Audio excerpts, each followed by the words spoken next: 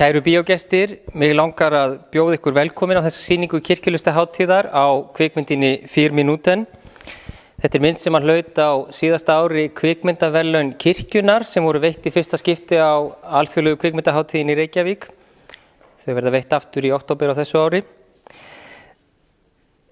Það vildi þannig til að þegar myndin var verðlaunuð þá var filman farin úr landi og hingað snéru 4 mínútur, ekki fyrir inn í síðustu viku aftur, og það má því segja svona ef við snúum aðeins upp á þetta að filman og myndin sé frumsýnd öðru sinni á Íslandi í kvöld. Á síðasta ári var hún frumsýnd sem óbreytt kvikmynd en nú er hún frumsýnd sem verðlaunamynd. Það er auðvitað miklu betra. Nú má spyrja hvað gerir kvikmynd að verðlaunamynd, og ef við horfum til þeirra verðlauna sem hún fékk hér á síðasta ári, þá settum við sem í dómnefndinni voru okkur 4 markmið að 4 mælikvarða. Myndin þarf að teljast vera góð kvikmynd. Hún þarf að vekja með áhorfendum einhvers konar tilvistarspurningar. Hún þarf að vera þess eðlis að þetta skoða boðskap hennar í ljósi hins kristna boðskap. Það er kannski að miðla von.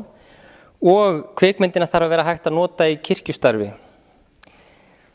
4 Minuten stendur fyllilega undir öllu þessu.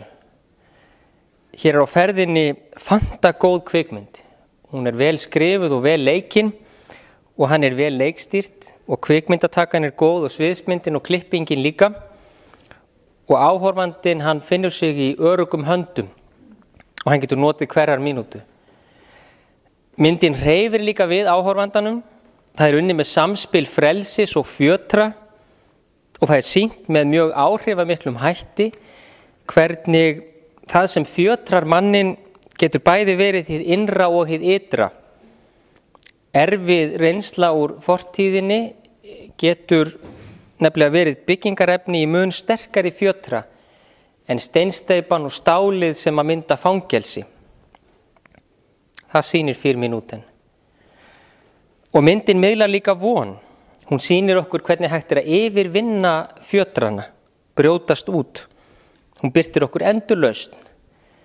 Og þið skuluð taka vel eftir því, og hér er eiginlega nestið handa ykkur, takið þið vel eftir því hvernig myndin öll leiðir okkur í rauninni upp að hápunktinum, 4 mínútna lokaatriði, þar sem fjötrarnir rakna og múrarnir brotna.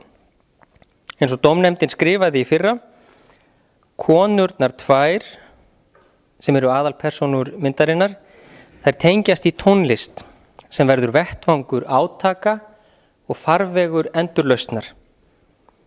Óbeislaður sköpunarkraftur og mannleg reisn birta með áhrifamiklum hætti í lokaatriði þar sem náðargjöf fær að njóta sín til fulls. Kraftaverk endurlausnar og sigurs gerist á 4 mínútum. Allt þetta og meira til gerir 4 Minuten að verðlaunamynd. Góða skemmtun.